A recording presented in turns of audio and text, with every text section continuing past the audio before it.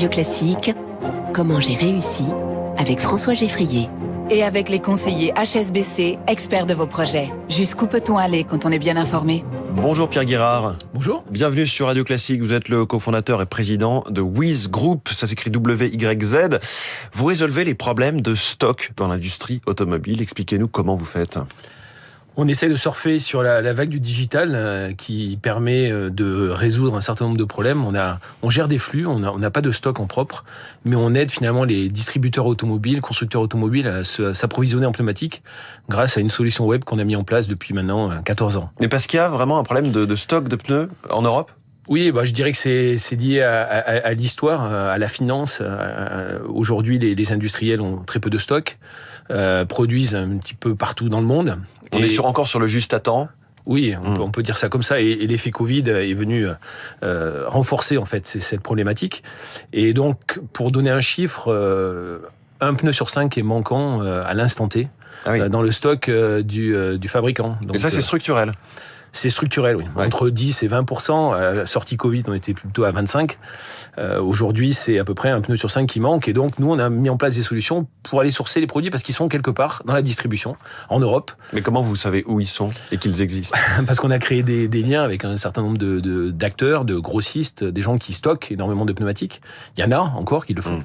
Et avec la multiplicité des gammes, des marques, de l'univers dimensionnel pneumatique, il fallait impérativement trouver des solutions digitales. Et c'est ce qu'on a essayé de mettre en place. Donc vous ne fabriquez pas, on est d'accord, hein ? Non, pas de fabrication, pas de stock. Pas de stock vous-même. Et ce sont exactement les pneus recherchés ou vous allez chercher des équivalents ? Non, la priorité, c'est évidemment de donner les pneus, ou de fournir les pneus qui sont précisément demandés par le consommateur dans l'atelier. Souvent, c'est le pneumatique qu'il a eu en première monte sur son véhicule. Mais ça peut, dans certains cas, être un remplacement de marque. Quand il n'y a plus du tout de produit, ça arrive aussi.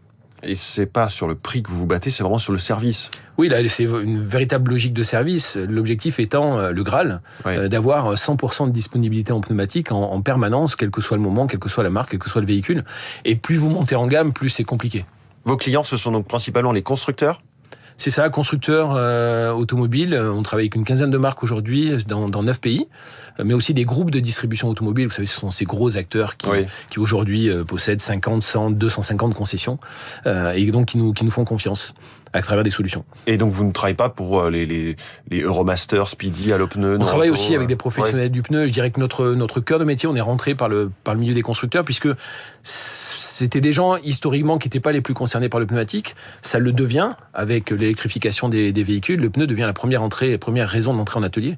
Donc c'est très important pour ces gens-là. Et nous, on a construit depuis 14 ans des outils pour les aider. Et vous avez l'impression d'être plutôt complémentaire des manufacturiers, des industriels de départ ? Bien sûr. On est là pour optimiser ces flux, finalement, cette supply chain. Et on est vraiment en complément des industriels.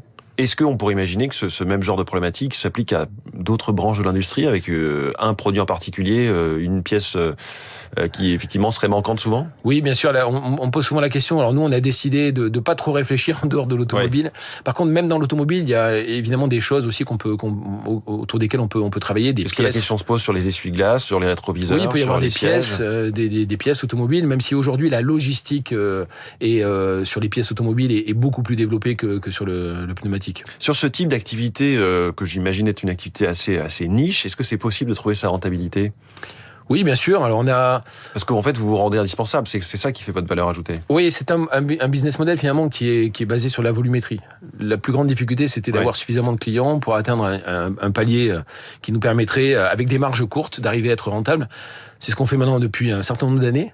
Et aujourd'hui, oui, c'est une activité qui est rentable et je pense qui est qualitative et qui est une valeur ajoutée dans le marché. Souvent, on a dit le digital perturbe la valeur des produits ou de la chaîne. Ça n'est pas le cas avec nous. On crée de la valeur. Vous êtes lancé il y a 14 ans. Au départ, vous étiez dans un groupe automobile. Alors moi, j'ai travaillé pendant 17 ans pour un industriel, pour un fabricant, en l'occurrence Continental, que j'ai quitté après avoir repris mes études à 40 ans. C'était vous aviez déjà une bonne vision du sujet pneus. Oui. Et comment vous avez mené ensuite, pour la société Wiz, cette internationalisation ? Parce que vous êtes présent dans 8 pays, tout ça basé depuis Compiègne. C'est ça. Bon, on a commencé par faire toutes les bêtises du monde, donc on a beaucoup appris. Je pense le plus important, c'est surtout de garder le business model, mais en même temps de s'imprégner de la culture locale. Quand vous allez en Belgique, par exemple, peu importe d'où vient le pneumatique, ce que les clients veulent, c'est qu'il arrive en 24 ou 48 heures, comme c'est promis. En Espagne, Si vous êtes à Madrid, j'aimerais bien qu'ils viennent de Madrid plutôt que de Barcelone. Et comment se fait-il que les constructeurs eux-mêmes n'aient pas développé ce propre service en interne ? D'abord parce que le pneumatique n'était pas forcément leur première priorité jusqu'alors. Et puis, je pense qu'il faut aussi très bien connaître ce milieu. Moi, j'ai eu la chance d'avoir travaillé pendant 17 ans dans ce milieu-là. Et la particularité, c'est que au moment, j'ai fait le lien entre le digital, avec mes associés, entre le digital et mon expertise pneumatique. Et finalement, après, une fois que la position était prise, c'est un peu plus facile. Et pourquoi vous vous appelez WYZ, W-Y-Z ? Alors, il y avait plusieurs raisons. Ce sont les indices de vitesse haut de gamme d'un pneu. Pour les véhicules plutôt très haut de gamme, premium. Et en même temps, ça avait cette petite connotation wizard en anglais, petit côté magique. C'est pour ça qu'on a une petite étoile dans notre logo. Voilà, le magicien du pneu, c'est Pierre Guirard. Il était ce matin en direct avec nous dans Comment j'ai réussi. Merci beaucoup. Merci beaucoup. Très bonne journée à vous, le cofondateur et président de WYZ Group. Dans quelques secondes, le journal de l'économie. Il est 6h15.